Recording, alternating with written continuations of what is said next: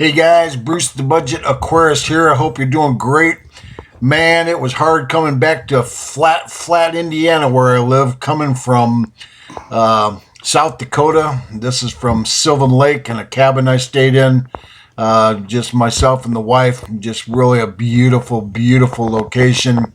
Down at the bottom of the hill there on the left is lake called Sylvan Lake. It's a very small lake, but boy, you talk about stunning. And up over there on the far side, you can't really see it, but we hiked to the highest peak in the mountains over there, highest peak east of the Rockies, and I will show you that here.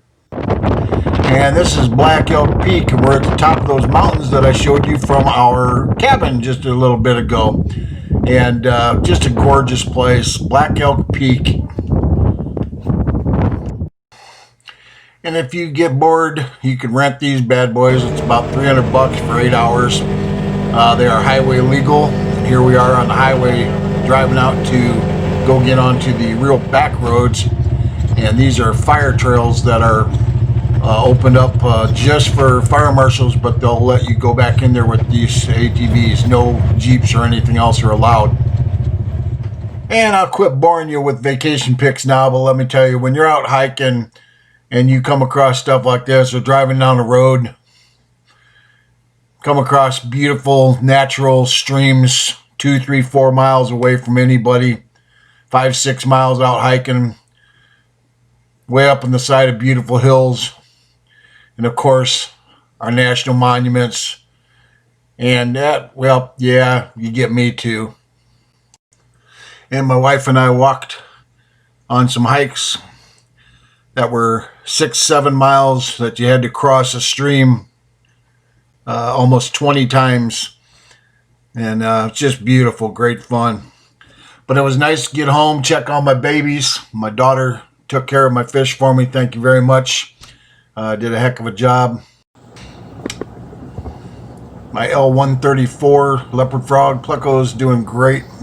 Here one is sharing a chunk of some frozen shrimp with a Julii Coreodoris. But they're all doing very well.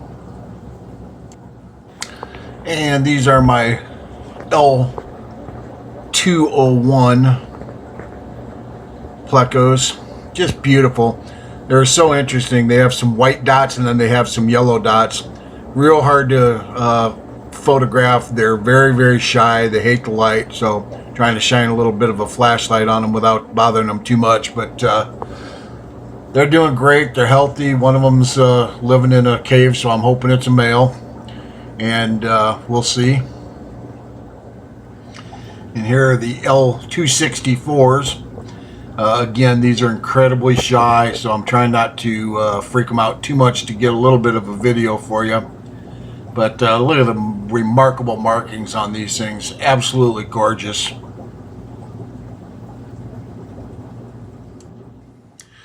And the last are the L333s. I shouldn't say the last because I've got bristlenose of all kinds. Short tail, veil tail, long fins, albinos, calicos, all kinds. And they're all doing really good. These guys, I leave the tank a little dirtier because these guys have the biggest variety of food they like. They like a little bit of meat. They like a little bit of algae. They like all kinds of different stuff. They're real chewers. So some wood. So I kind of let this glass get a little more nasty than I typically would like to. But they are doing great. Slow growers, but they all look healthy and are doing well, and I guess that's all that matters, right?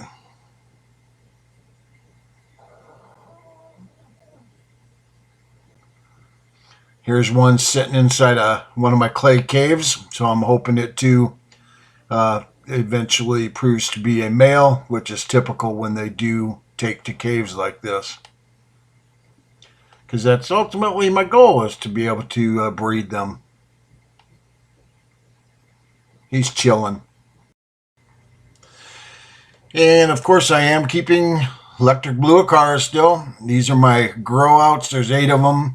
I have a male from that I've bred in the past, and I am trying to figure out what's males and females here, and want to mate them out with him. And they're just as beautiful as always. Here's a calico that I'm going to breed out, or I'm trying to breed out with another calico. Beautiful colors. And if you notice, look on the left hand side, there's a little baby albino. They had a small batch of babies, and one of them, that's it, one turned out to be an albino.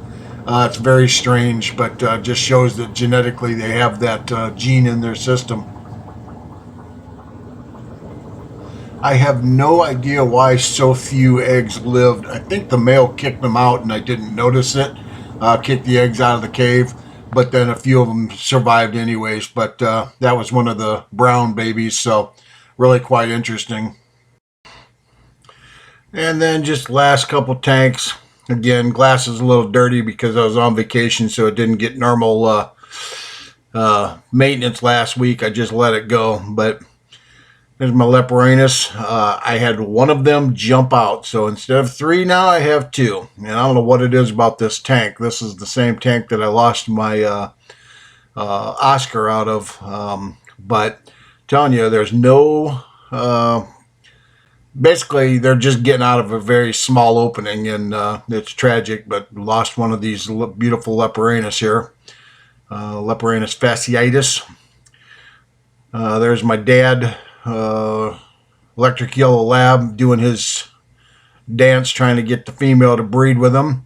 The other female you saw right at the beginning of this little clip was the his other girlfriend, and he keeps them both carrying babies, a couple little babies in there, but they're doing good.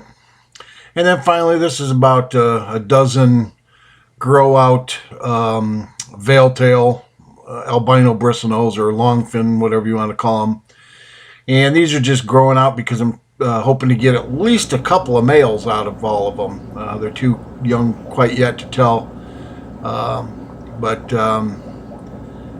I want a male, and I have another person that wants to buy one from me. So these are just all some veil tails that I've held on to from past breeding, and we'll see what I get.